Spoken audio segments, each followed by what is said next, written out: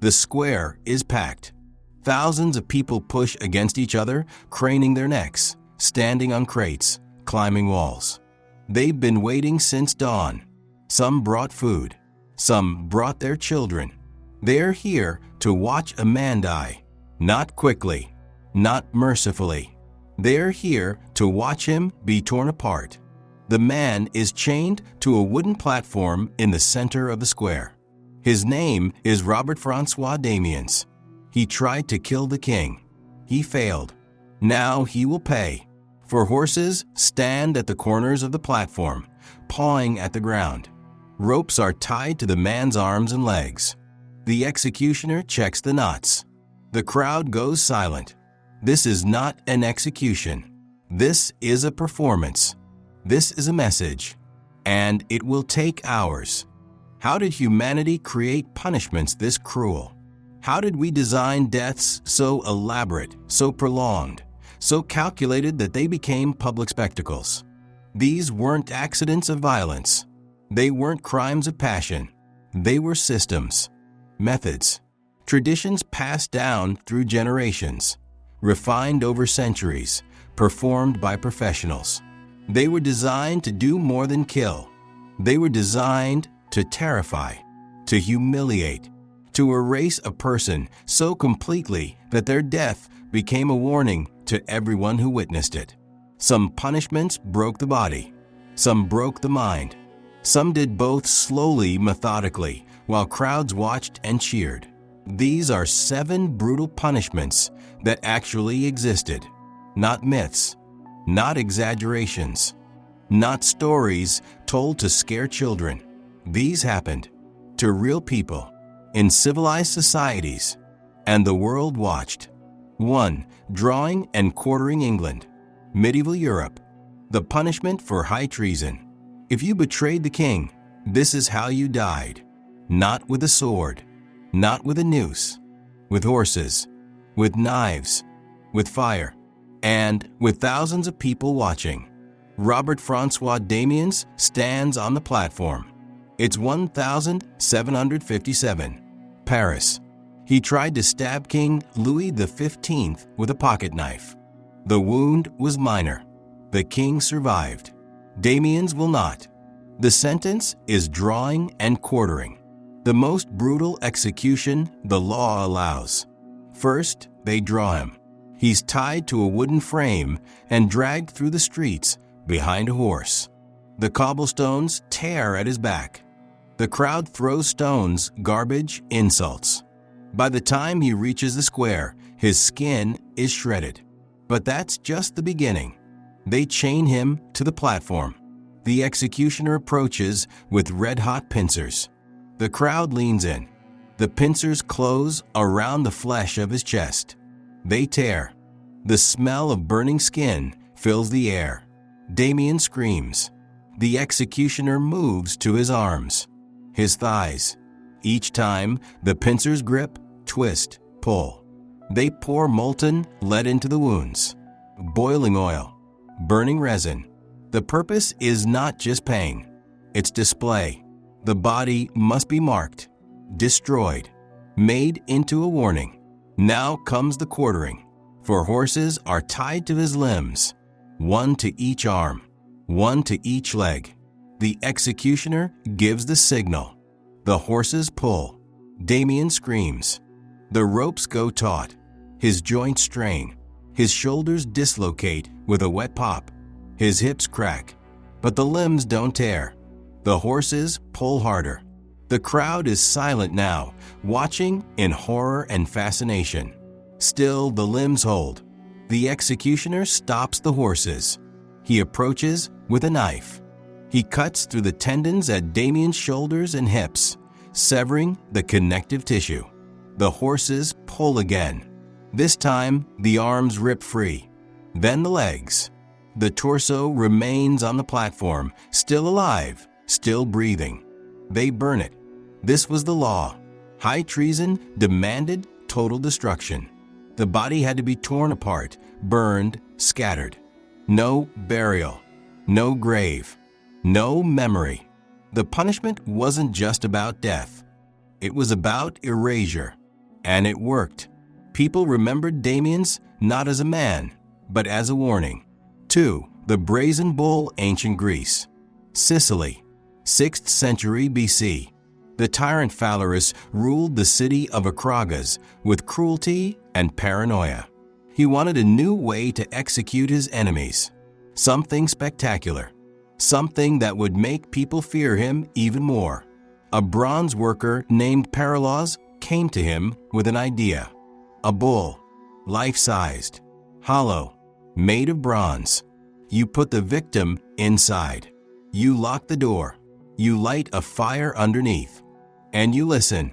Paralos was proud of his invention. He explained it to Phalaris in detail. The bull was designed with acoustic tubes inside, so that the victim's screams would be transformed into the sound of a bull roaring. Music, he called it. Entertainment. Phalaris was impressed. He asked Paralos to demonstrate how someone would be placed inside. Paralos climbed into the bull through the door in its side. He showed how the victim would fit, how the door would lock, how the sound would carry. Phalaris smiled. He ordered his guards to lock the door. Paralos realized too late what was happening. He pounded on the bronze walls. He screamed. He begged. Phalaris ordered the fire lit. The bronze heats slowly at first. Paralos feels the warmth, then the heat, then the burning. The metal conducts the heat perfectly. The entire interior becomes an oven. He can't touch the walls. He can't stand.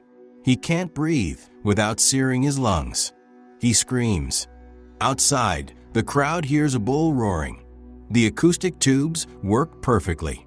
The sound is haunting, animalistic, inhuman. Paralos' screams become music. His suffering becomes entertainment. Phalaris let him cook for a while, then ordered the fire extinguished.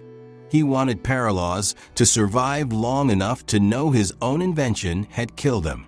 They pulled him out, burned and broken. Then they threw him off a cliff. The brazen bull became Phalaris' favorite method of execution. He used it for years, roasting enemies, criminals, and anyone who displeased him. The bull was designed to be beautiful. Polished bronze, intricate engravings, a work of art. But inside it was hell. The punishment revealed something dark about human creativity. We can turn torture into spectacle, suffering into performance, death into art. And we can enjoy it. 3. Scaphism, the boats, ancient Persia. The punishment reserved for the worst crimes. They called it the boats. It sounds almost peaceful. It was anything but. The victim is stripped naked. 2 small boats are brought forward narrow, wooden, like canoes. The victim is placed in one boat, lying on their back. The second boat is placed on top, creating a coffin with only the head, hands, and feet exposed. The boats are lashed together tightly. The victim cannot move, cannot escape. Then the feeding begins. They force-feed the victim milk and honey, gallons of it, poured down their throat until they vomit, until their stomach distends, until they're drowning in sweetness. The honey is smeared on their face, their hands, their feet. Every exposed part of their body is coated. Then the boats are pushed out onto a stagnant pond. And they wait. The sun rises. The heat is unbearable. The victim bakes inside the wooden coffin, unable to move, unable to find shade. The milk and honey cause violent diarrhea. The victim lies in their own waste, trapped, unable to clean themselves. The smell attracts insects. Flies arrive first. They land on the honey-smeared face, crawling into the eyes, the nose, the mouth. Then come the wasps, the beetles, the ants. They burrow into the waste. They lay eggs in the exposed flesh. Each day, the executioners return. They force-feed more milk and honey.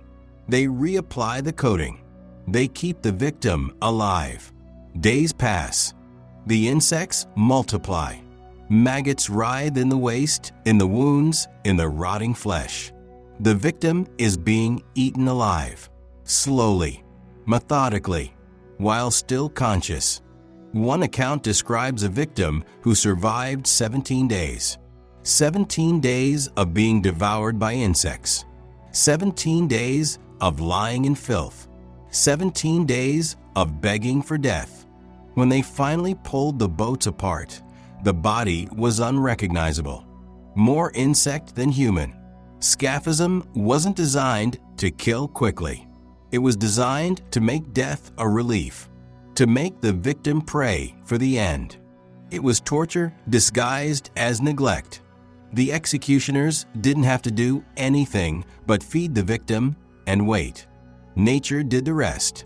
For Lingqi, death by 1,000 cuts, China. Qing Dynasty. The punishment for the most heinous crimes. The Chinese called it Lingqi, slow slicing. The West called it death by 1,000 cuts. Both names are accurate. The victim is tied to a wooden pole in a public square. A crowd gathers. Officials watch. The executioner prepares his knives. This is not a frenzied attack. This is a ritual. The executioner is a professional. He's been trained. He knows exactly where to cut, how deep, how to keep the victim alive as long as possible. There are rules, protocols, a specific order to the cuts. First, the extremities. Small slices, fingers, toes, ears, nose. The cuts are shallow. They bleed, but not too much. The goal is pain, not death. The victim screams. The crowd watches in silence. Next, the limbs. Strips of flesh are removed from the arms and legs. Thin slices, like peeling an apple. The muscle is exposed. The bone shows through. The victim is still alive, still conscious. The executioner works methodically. He moves to the torso, the chest, the stomach. Each cut is deliberate, calculated, designed to prolong suffering without causing death. The process can take hours, sometimes days, depending on the crime.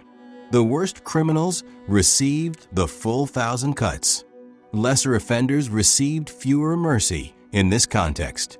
Photographs exist, black and white images from the early 1900s, before the practice was abolished. They show men tied to poles, their bodies covered in cuts, their faces frozen in agony. The photos are hard to look at, not because of the gore, but because of the humanity still visible in the victim's eyes. They're still people, still aware, still suffering. Lingqi was designed as the ultimate punishment. It combined physical pain with public humiliation, with a slow erasure of the body. By the end, the victim was unrecognizable. No longer a person, just meat. The punishment sent a message. Some crimes are so terrible that death is not enough. The body itself must be destroyed piece by piece while the world watches. 5. The breaking wheel, medieval Europe. The punishment for murder, robbery, and treason. They called it the wheel. It looked simple. A large wooden wheel, like one from a cart, mounted horizontally on a pole. But what they did with it was anything but simple. The victim is tied to the wheel, arms and legs spread. The executioner approaches with an iron bar. The crowd watches. He raises the bar and brings it down on the victim's arm. The bone shatters. He moves to the other arm, the legs, the ribs. Each blow is calculated. The goal is to break every major bone in the body without killing the victim. The victim screams with each impact. The sound of breaking bones echoes across the square. The executioner works methodically, professional. This is his job. He's done this before. He'll do it again.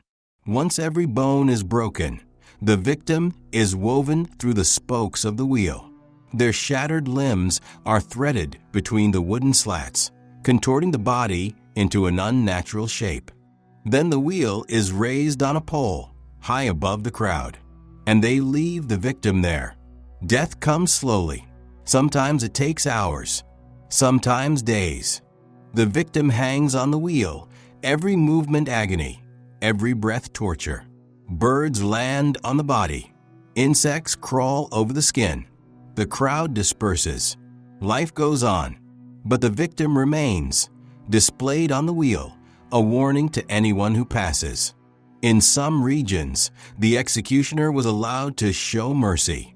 After breaking the bones, he could strangle the victim or crush their chest, ending their suffering quickly. But mercy was rare. Most victims were left to die slowly, their broken bodies on display for days. The wheel wasn't just an execution. It was a monument to pain, to power, to the consequences of breaking the law. And it worked. People remembered the wheel. They feared it.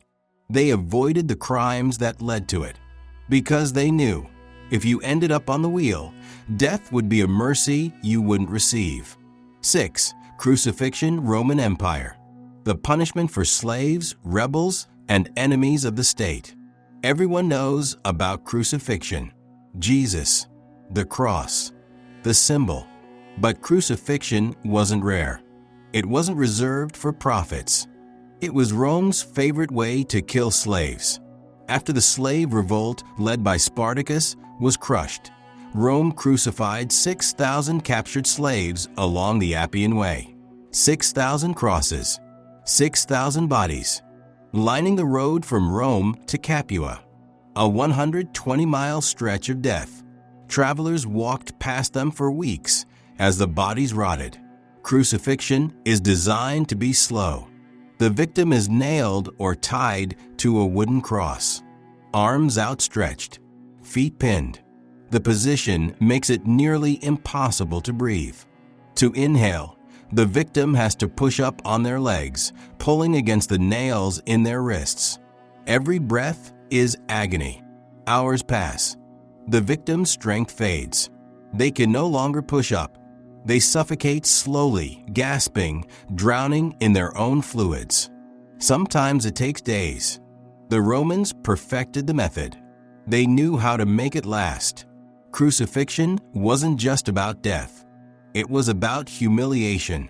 Victims were often crucified naked. They lost control of their bodily functions. They were mocked by passers-by. The cross was placed in public spaces, roads, town squares, hillsides, so everyone could see. The message was clear. This is what happens to those who defy Rome. The worst part wasn't the pain. It was the helplessness. Hanging there, exposed, unable to move, unable to escape, waiting for death. Some victims begged to be killed. Others went silent, retreating into themselves. But the cross didn't care. It held them until they died. 7. Sewn into an animal carcass, various cultures. Ancient and medieval. This punishment has no formal name. It appears in different cultures, different eras, different continents. But the method is always the same. The victim is stripped naked. A large animal is killed: a donkey, a cow, sometimes a horse. The carcass is cut open. The victim is placed inside. Then the carcass is sewn shut, with only the victim's head exposed. At first, it's just uncomfortable. The smell is overwhelming. The blood is warm. The space is cramped. But then the decay begins. The carcass starts to rot. The flesh liquefies. Maggots appear. The victim is trapped inside, unable to move, unable to escape, surrounded by rotting meat. Days pass. The carcass swells in the heat. The smell becomes unbearable. The victim is being digested by the decay. The maggots burrow into their skin. The bacteria infects their wounds. They're being eaten alive from the outside in. Some accounts describe victims surviving for a week. A week inside a rotting animal carcass. A week of being consumed by insects and bacteria. A week of praying for death. This punishment was used sporadically in different regions for different crimes, sometimes for treason, sometimes for murder, sometimes for offending a ruler. It was never codified into law. It was too brutal, too visceral, too disturbing even for societies that embraced public torture. But it happened, and the people who witnessed it never forgot. The aftermath, the square, is empty now. The blood has been washed away, the platform dismantled, the crowd dispersed, but the memory remains. These punishments weren't accidents. They were designed, refined, perfected over generations. They were performed by professionals, watched by thousands, recorded in legal documents. They were normal. What does that say about us? About humanity? About the societies we build and the laws we enforce? These punishments reveal something uncomfortable. Cruelty is not an aberration. It's a tool. For thousands of years, we used torture not just to punish, but to control, to terrify, to send a message so brutal that no one would dare break the rules. And it worked. People feared the wheel, the bull, the boats, the cross. They feared them more than death itself. But here's the thing, we stopped. Not everywhere, not all at once, but gradually, over centuries, humanity decided that these punishments were wrong, not ineffective, wrong. We didn't stop because they didn't work. We stopped because we changed. We decided that cruelty, no matter how effective, was not justice. The last public execution by drawing and quartering happened in 1820. The last recorded case of lynching was in 1905. Crucifixion still happens in some parts of the world, but it's rare, condemned, hidden. Most of these punishments exist now only in history books, in museums, in warnings about what we're capable of. But the capacity for cruelty hasn't disappeared. It's still there in all of us, waiting. The same societies that built hospitals and schools also built the wheel and the bull. The same hands that create art also designed the boats. We are capable of extraordinary compassion and extraordinary cruelty, sometimes at the same time.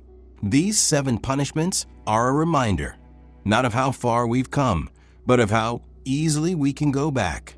Not of how different we are from our ancestors, but of how similar, not of what humanity was, but of what humanity is. The square is empty now, but the wheel still turns. The bull still roars. The boats still float, not in reality, but in memory. And memory is enough.